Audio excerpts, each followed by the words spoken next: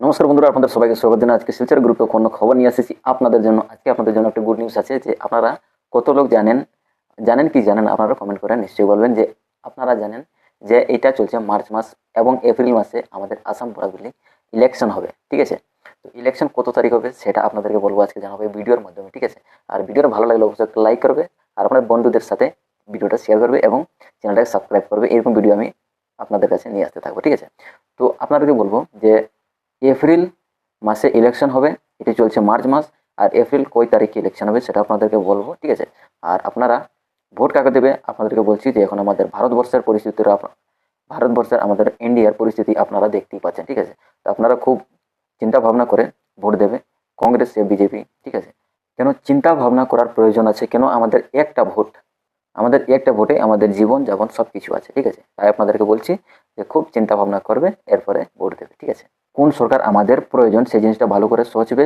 চিন্তা ভাবনা করবে, এরপরে আরামসে ভোট দিবে। ঠিক আছে, তো আমাদের ভোট হচ্ছে এপ্রিল 9 তারিখে। ঠিক আছে, এপ্রিল 9 তারিখে ইলেকশন হবে, আপনারা খুব চিন্তা ভাবনা করে ভোট দেবে। ঠিক আছে, আজকের আমার ভিডিওটা ভালো লাগলে অবশ্যই একটা লাইক করবে। ধন্যবাদ।